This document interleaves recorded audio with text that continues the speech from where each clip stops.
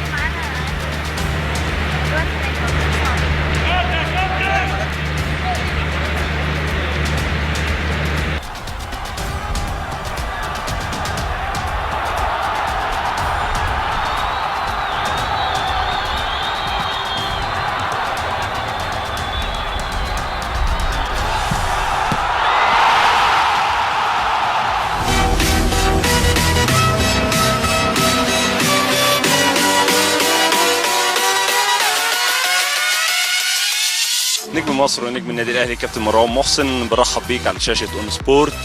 في اول ظهور ليك يا مروان بعد العوده من رحله العلاج، بنقول لك الحمد لله على السلامه. الحمد لله اتخليت عن العكاز يا مروان وبدات التدريبات العلاجيه.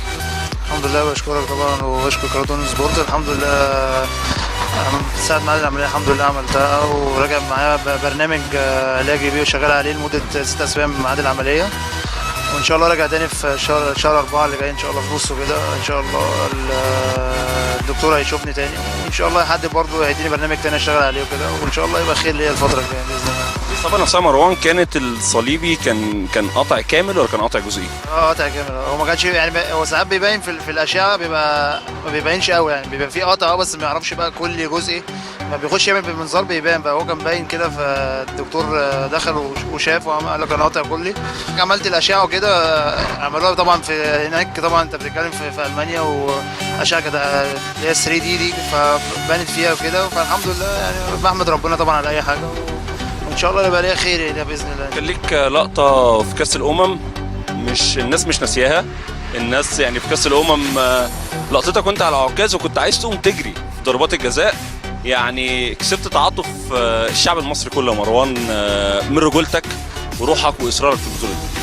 انا بحمد ربنا طبعا، الواحد بيحمد ربنا يعني.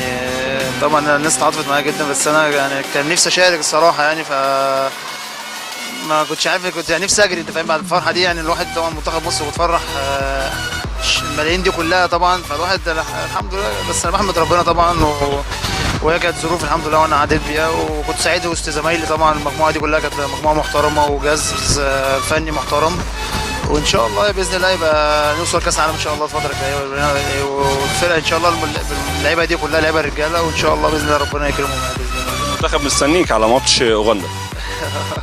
لا هما بيكلموني الصراحه بيصدقوني الحمد لله، وان شاء الله هرجع بسرعه باذن الله واكون في المنتخب باذن الله تاني ان شاء الله باذن الله. يا مروان وعودتك للملاعب دايما بيجي لك ازمات وصعاب من اصابات، من كان عندك حاجه مشكله في البدايه، بعد كده اصابه الحوض، اصابه الركبه، بعد كده الصليبي.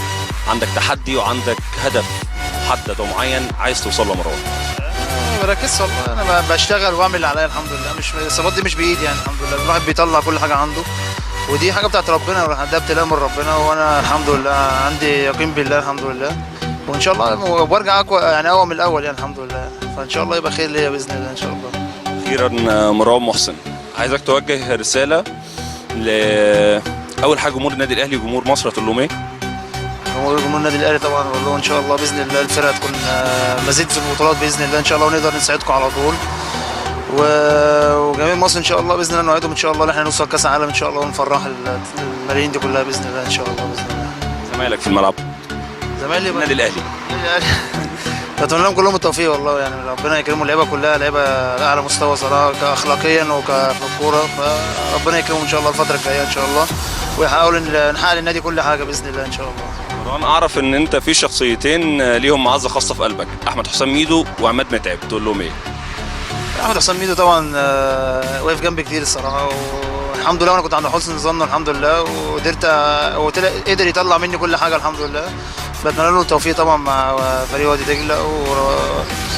كابتن عماد متعب طبعا ده من زمان طبعا قبل ما اجي النادي الاهلي، طبعا انا بعشق عماد متعب طبعا، من اللعيبه اللي انا بحبها جدا وبيشبه لي في حاجات كتير طبعا في الكوره وكده، فانا يعني فانا بعشقه جدا طبعا، واتمنى له التوفيق ان شاء الله الفتره الجايه باذن الله حبيبي.